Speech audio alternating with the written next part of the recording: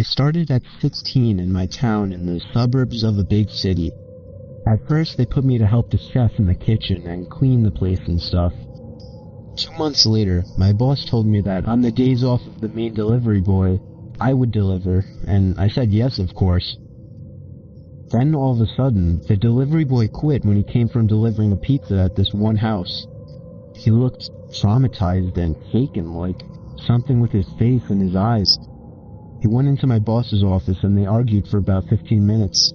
Then he came out and said, "Good luck, kid," then told me he had quit. I asked why, and he said, "Just a shitty job, that's all." He then patted me on the back and left. I knew it was something else than just a shitty job, but didn't think much of it. That was the last time I saw him. So for the next couple of weeks, I was the delivery boy till they could find someone that can deliver pizzas. About 2 weeks into me delivering pizzas, my boss gave me the address to a house. As usual, I put it in the GPS and went over. Watching the sunset while driving over there, I was hoping it'd take 2 minutes tops so I could get home. Unfortunately, it was in the rural side of town, where the houses are like a quarter mile from each other. I stopped in front of the 2-floor house and looked at it. I got the creepiest feels when I stared at it. Lawn not cut, with weeds, dead trees, and the old porch with no chairs or flower pots or tables, just plain. It seemed abandoned, but I got out anyways and knocked on the door. I was hoping my boss gave me the wrong address or something so I could get the hell out of there. Then the door lock started to shake and the door opened.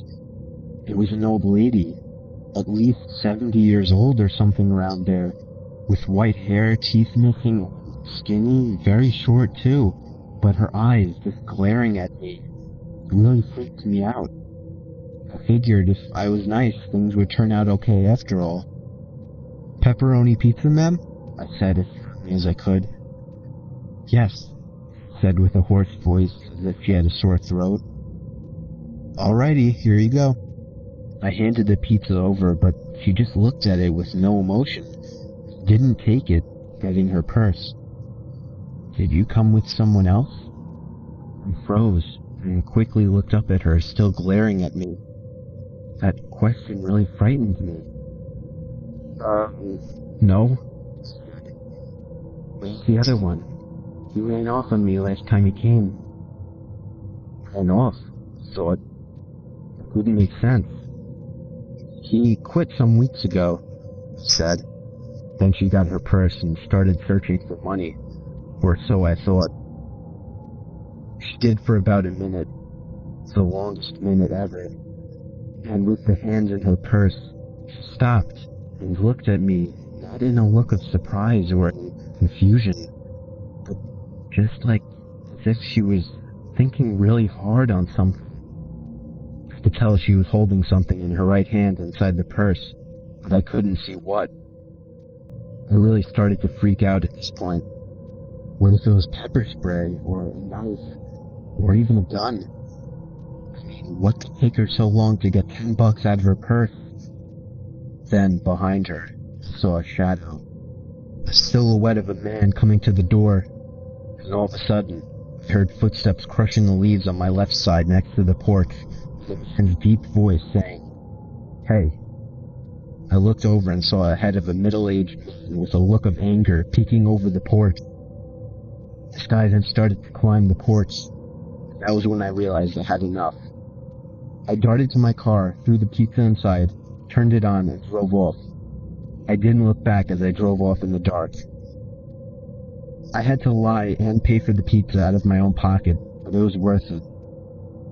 On the day I quit, I decided to tell my boss what happened that evening, to which he freaked out as well and asked me why I hadn't told him. He said James told him something like he just walked out of there and didn't pay attention to her. My boss then called the cops to look into the sketchy situation. He told me I could leave. About 2 days later, he called back, saying the cops had the house registered as foreclosed for over a year. They found 3 people living in there when they broke in, which were 2 men and the old lady I encountered. They were arrested, and he didn't tell me anything else. I'm still traumatized, and I don't know what would have happened if I would have waited. They could have easily jumped me, but thank God I quit afterwards, and I'm still alive.